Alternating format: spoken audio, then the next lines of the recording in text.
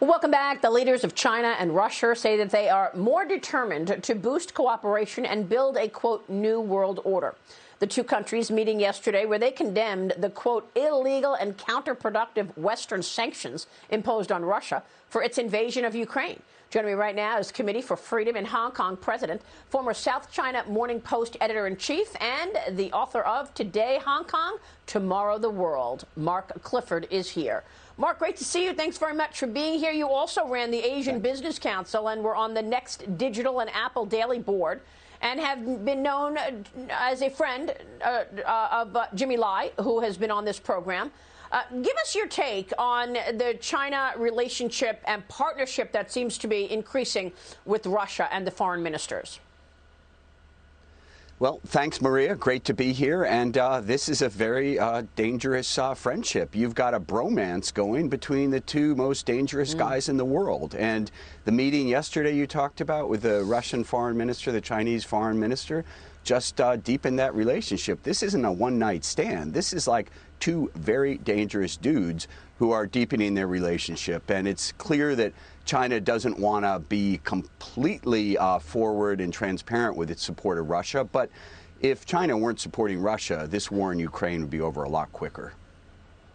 Well, I mean, what do you think the fate of Russia is now that Xi Jinping seems to be the partner to Vladimir Putin? I mean, we've seen China and its efforts before in terms of moving into different countries and lending money, lending support. And then at the end of the day, the inability of those countries to pay back means that China takes over.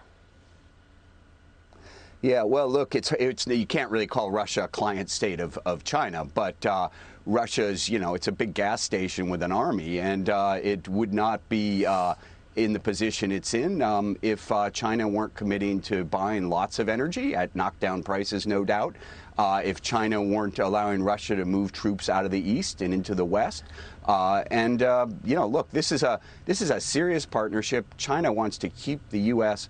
off balance. It's used a lot of the 20 years since 9/11 in the WTO, the accession of China into the WTO, to, keep building away while the U.S. was distracted in Afghanistan and in the Middle East. And I think Ukraine, I don't think this is playing out quite the way China would have liked, but it's a nice distraction for the U.S.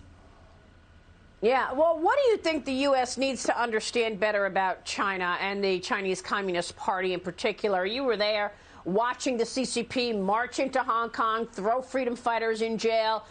What does the U.S. need to do to hold China to account? You've got the Securities and Exchange Commission Chairman Gary Gensler casting doubt that a deal is in the works to keep 200 Chinese stocks from losing their U.S. listing. Gensler said that it's up to Chinese authorities. And it could be a hard set of choices. Yeah, I think the U.S. needs to drop its illusions. I think there's still a hope by some people, certainly in this administration, that China can be a helpful partner with the U.S. and can help us on whether it's climate change or North Korea or other issues. And this isn't happening. I mean, China is very much pursuing its own interests, and those interests are to displace the U.S. I mean, it's very clear that the Chinese want to drive the U.S. out of the Pacific and eventually be able to build a new world order, as you said. I just hope investors understand that when they're buying these Chinese stocks, they are, in effect, funding the expansion of the CCP. All of these Chinese companies are linked to the CCP, and they have a goal of overtaking the United States as the #1 superpower. So the U.S. has these Chinese stocks listed on our exchanges, even though they don't follow the auditing rules. Mark, you have an op-ed in the Washington Post titled "The Brazen, Alarming Scale of China's Efforts to Silence Dissidents Abroad." You talk about Chinese secret police targeting Chinese people in America, and you write that today it's them, but, quote, tomorrow it will be all of us. We had Jimmy Lai on this program. I believe it was the last interview he did before the CCP put him in jail. He was arrested. He was charged with violating the Hong Kong national securities rules. Here's Jimmy Lai back in 2020 when he granted me that final interview before they took him away. Watch. Yeah, now they can trump up any offenses as crimes, and the intimidation effect is very enormous. So, on the street, that's very quiet, it's a silence of suffocation. And also in the Legislative Council, because they DQ 4 of the pro-democratic legislators, all the pro-democratic legislators resign en masse. So we will not have a voice or any fight in the Legislative Council or any demonstration in the street. So, I'm afraid Hong Kong, if we have no news, the world will forget us. Well, we're not forgetting Jimmy. Have you spoken with Jimmy Lai? I know he's in prison in Hong Kong, Mark? Yeah, I have not spoken with him because of the concerns about the national security law. I don't want to make his life even more miserable. I do know that he's in solitary confinement in a maximum security prison. This is a guy in his 70s, a devout Roman Catholic, a man of nonviolence.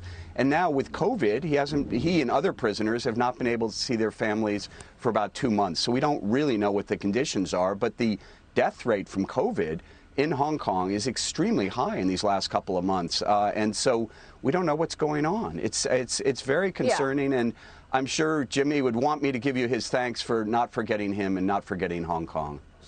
So, Mark, real quick before you go, what is the CCP action when they suspect somebody is helping freedom fighters? They send the police to their home in China.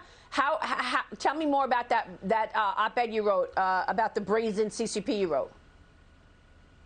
Not just China. In America, they went into a sculptor in Southern California, intimidated him, tried to frame him, find information to frame him on tax charges, burned down his sculpture, which was mocking Xi Jinping. They went to the father of an Olympian figure skater in San Francisco and intimidated him. They spent over $3 million trying to undercut a Democratic candidate for Congress.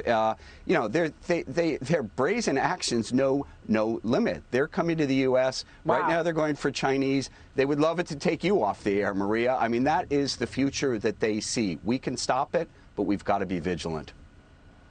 Have you had blowback from your op-ed?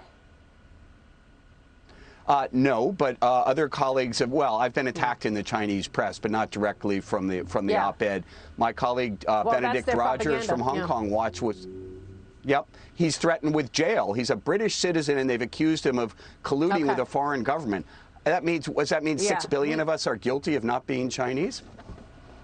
Unbelievable. Mark, thank you. And thanks for your courage, Mark. We appreciate you joining me this morning. Mark Cliff.